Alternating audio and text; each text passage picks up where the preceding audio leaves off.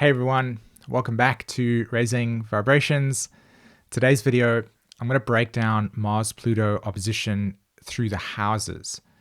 So this video is really intended to give you a general structure that you can use to recognize and understand what types of themes this Mars-Pluto is going to be bringing out in your natal chart, okay? Now, I actually did another video where I broke down the Mars-Pluto opposition for you, which if you look on the screen, you'll see the thumbnail to it now. Go check that out if you haven't. And in there, I talked about the importance of having an empowered perspective and utilizing that perspective to help you grow beyond the emotional stagnation that you probably will feel through this transit, okay? Whenever Mars and Pluto are in an aspect to each other, basically what it means for us is that our internal emotional landscape that we tend to want to ignore or hide away from or not want to deal with comes to the surface. And we have an opportunity to ask ourselves, do we want to reinforce that disempowering pattern or that pattern we don't want to deal with? Or do we want to address it, make sense of it, get better clarity, and then integrate it back into our lives that is more about movement forward and getting energy moving forward rather than feeling stuck and stagnant, okay? So that's the framework that this planetary system is about. And it's going to come with some challenges, which is an extended sense of irritation, the possibility of getting more into reactive conflicts where it's over nothing, but internally it's over a lot because it's revealing to you some disempowered emotional patterns within yourself, like a feeling of rejection, feeling of like if you haven't dealt with an abandonment dilemma, you name it, whatever fear that you carry within you will come to the surface through an interaction. This Mars-Pluto will bring it to the surface. And if you decide to take up space emotionally in an area that changes that pattern, you are rocking this planetary alignment because it's got a lot of potency, okay? So let me take you through the houses, and what you want to do is you want to have your astrology chart with you, and wherever Mars-Pluto lands in your chart, that's where that's uniquely going to show up for you in your life, okay? That's the area of evolution that is going to have the greatest impact with this transit, okay? So let's start off with Mars in the first house, Pluto in the seventh, okay? This is about the polarity of relationships. So Pluto in the seventh will say, hey, there's some power struggles within the context of relationships. Mars is saying, understand what those power struggles are about and explore where you can make new choices under old circumstances that relieves you from whatever those power struggles might be. Okay, this is about consciously paying attention to literally new choices, new understanding of yourself, so that you're finding yourself less in those power struggles. Okay, if Mars moves into the second, if you've got Mars in the second and Pluto's in the eighth, then what you're dealing with here is a very interesting dynamic between one sense of self-preservation, Mars, and the way that you attach and feel empowered through other people. That's the eighth house. So this is about the power dynamics of actual empowerment. Oftentimes with Pluto in the eighth house, the sort of power play dynamics are other people are more powerful, other people have got more than me, other people are stronger, etc. And I need to preserve myself. I need to hide. I need to make myself smaller in order to survive, right? So what you want to do here with this opposition is really confront these underlying patterns of beliefs that you might carry that says that you are disempowered or that you do not have any power or that you don't have any resource or value.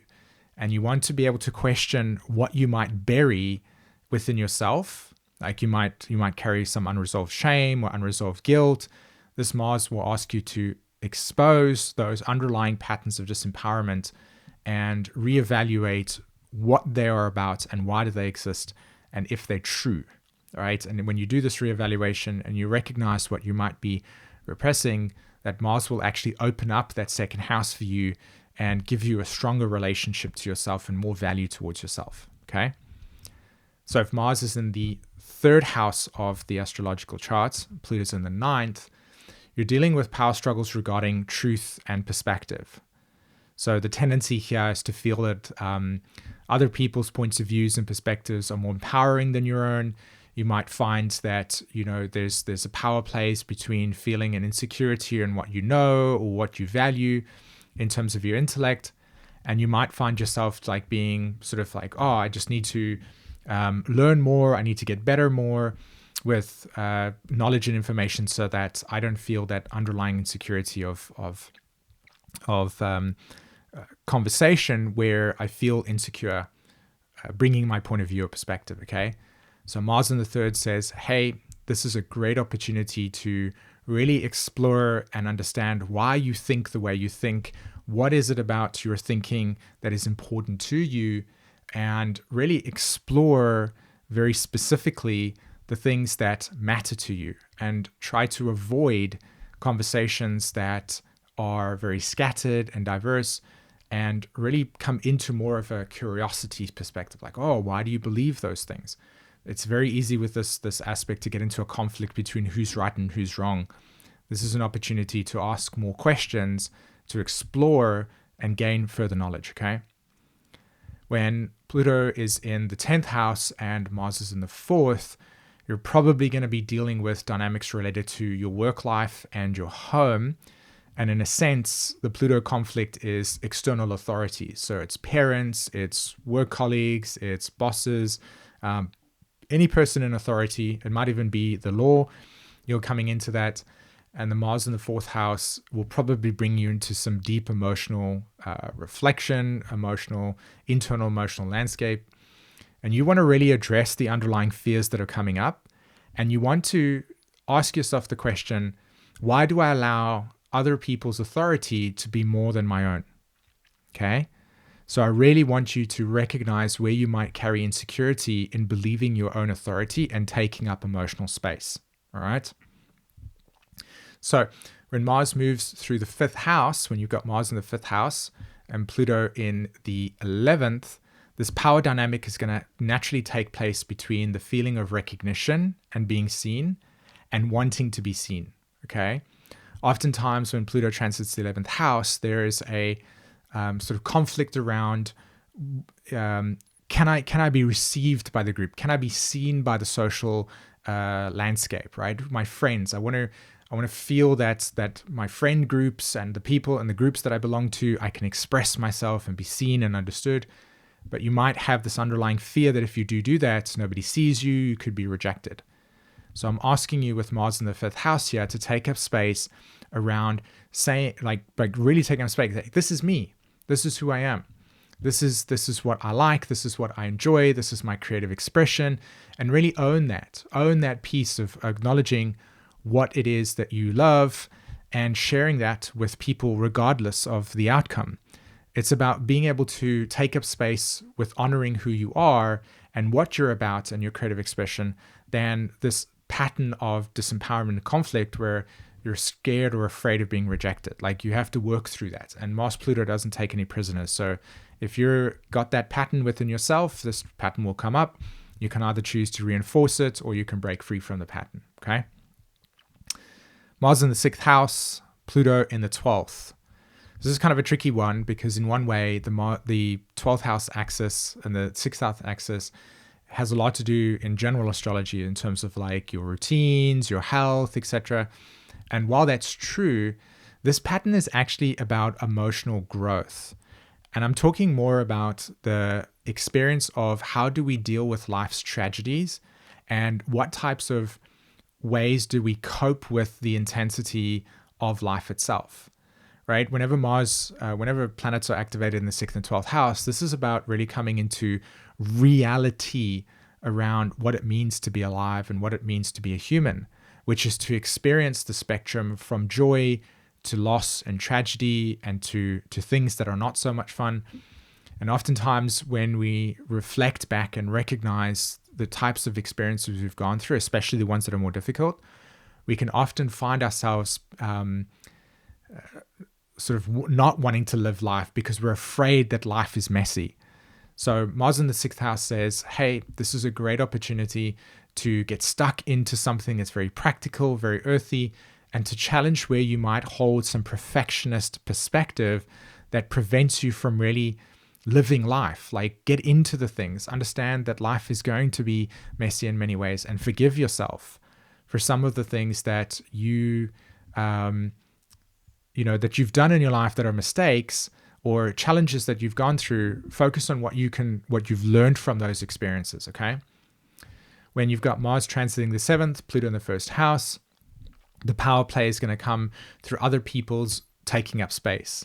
So instead of Pluto in the 7th being through the power play through relationships, you're now going to be feeling the sense of like, wow, everybody's controlling me, everybody's taking up too much space, and I'm accommodating. And I'm saying to you here with Mars in the 7th house to consider allowing yourself to find the balance between what the other person has to say, right, and what the other person is doing, and receiving them, and then also having an equal interaction going back. So it's this beautiful opportunity of giving and receiving, giving and receiving. You're learning how to balance this. So you'll find that with Mars transiting the 7th, that your relationship patterns and relationship dynamics will come into play. And you want to really explore what types of patterns are showing up and where there's imbalances there, and begin to foster and create new healthy patterns of balance, okay? Mars is transiting your 8th house, Pluto's in your 2nd. This is a very powerful transit to have, because Mars will really be pushing you to explore where you carry psychological states of disempowerment. Okay, so if you've really wanted to empower yourself, if you really wanted to take something within your life and make it stronger, make it better, improve things, Mars transit your 8th house says, I'm ready to give you that. If you're ready to acknowledge and recognize where you feel that you're disempowered. Okay, so look for people that have already succeeded or established or have created things within their life that mirrors what you want to grow into, and then learn from those experiences. Merge with a symbol that represents empowerment to you, so that you can osmose with it and then become the sort of embodied version of your desires. It's a very powerful transit, and you will find that if you take that approach and you recognize what symbol represents empowerment to me, and you merge with that symbol, you're well on your way to actualizing these deeper desires that are coming from your unconscious. Okay, so Mars transits your 9th house, Pluto's in your 3rd. Again, we're dealing with confrontation and conflict around communication styles, belief systems, perspectives, points of views. So you might find yourself being in some more argumentative conversations. You might find yourself being a little bit more dominating in perspectives, and the other way around. What you want to do here with Mars in the 9th house is to really ask yourself the question, what can I learn from this situation? And I'm not talking about reflecting on where I've gone wrong, but what am I not seeing in this situation? Starting with that question, where are my biases? Where are my cognitive blind spots? And begin to open up and explore what types of belief systems you might hold that reinforce a certain narrative, but also you might be blind to part of the cognitive bias that you have. We all have cognitive bias. This is a transit that pushes you to explore what types of biases, what types of perspectives you hold that are good for you, what are not, and what types of perspective you could possibly be opening to that broadens your world vision, okay? So Mars, 10th house, Pluto in the 4th. Unfortunately, this dynamic over here can be a little bit more challenging, because Pluto in the 4th will bring a lot of emotional confrontation within the home. You might find yourself being a little bit more conscious of the early life environment that you had growing up. And if that wasn't emotionally okay for you, then you find yourself struggling a lot with the ability to take charge of your life and make a life for yourself, or take your life and go in a direction you want to, because there is this underlying insecurity that you might carry within yourself to believe in yourself. So I'm telling you here, with Mars in the 10th house, this is about really putting on your big boots and saying to yourself, I'm ready to be resilient. I'm ready to take charge of my life. I want to follow a direction that feels real and meaningful for me, and I'm going to do that, and I'm going to have that attitude.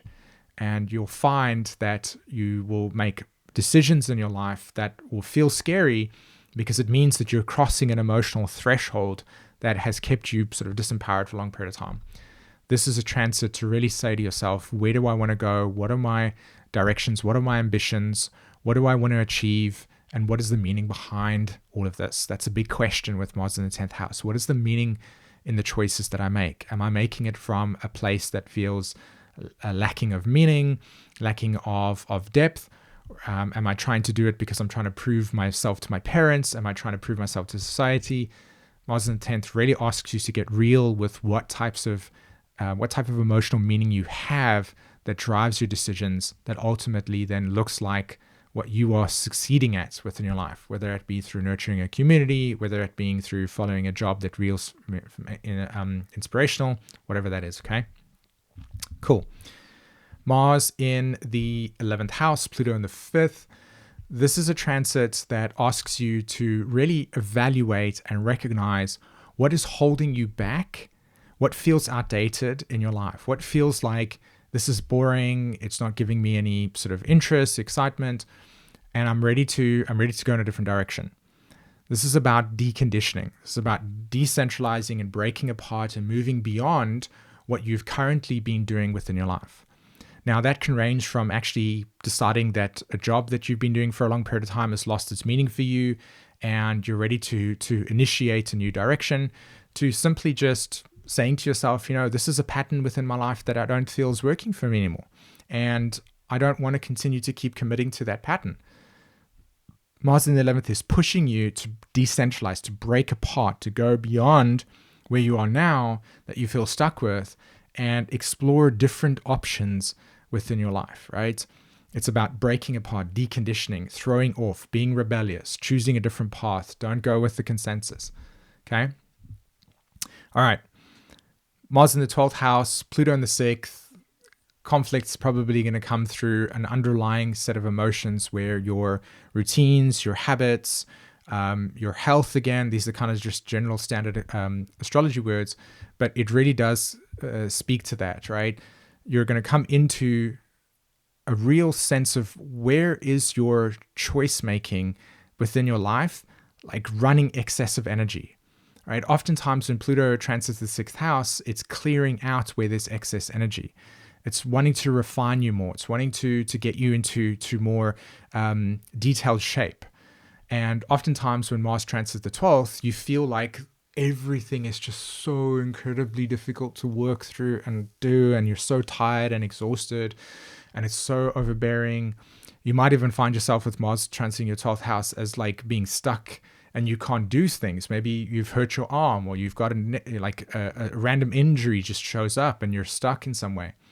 This is a time for deep reflection and to reassess the types of habits and choices that you make within your day, that if you had to see them as a sequence of events, you could say, oh, this is where I'm wasting time. This is where I can be more refined with things. This is where I need to clear out some psychic clutter within myself so that I'm cleaning myself out. Because when Mars transits your first house, which it will do, it's going to say, are you ready to take action with this new energy, this new life force? And if you've cleared away a lot of debris and excess baggage that you're carrying, that energy is going to feel like you're a sort of beautiful 2024 Ferrari that's just been released on the open autobahn of Germany, and you can travel as fast as you want. There's no cars. It's just bliss. But before you do that, you have to actually put an engine in the car. And that's what Mars through the 12th house is like. You really need to ask yourself the question, where am I lacking? Or where is there an opportunity to really clear out some psychic junk so that I can feel free to move in a direction that's meaningful, okay? All right, guys. So Mars-Pluto, this is an opportunity for transformation. This is an opportunity for empowerment. This is a time where you could really shatter pre-existing emotional patterns within yourself that are holding you back and grow beyond what you've possibly thought you could do, and really experience a deeper state of emotional intimacy within your life that feels more real, feels more aligned, feels more authentic with yourself. Okay? Cool. So that's that. Don't forget the Learn Your Chart immersion. There is still some spaces left available. I'm not entirely sure if there's a lot, because there's a lot of people who've been signing up, but this course is really intended for me to guide you into a deeper state of understanding of your chart and empower your chart and really give you an integrated understanding of the experiences that you carry within your astrology chart, right? This is for people who really want to understand the chart at a deeper level. Okay, so if you want to learn more about it, there's a link in the description. You can go read, and I hope that you can join me on this program, because one thing I can tell you, the intent here is to help people become more empowered with their astrology, rather than it just being oh, I have this transit or this aspect, but we're not connected to it emotionally. All right, guys, have an amazing week. Until the next video, bye-bye.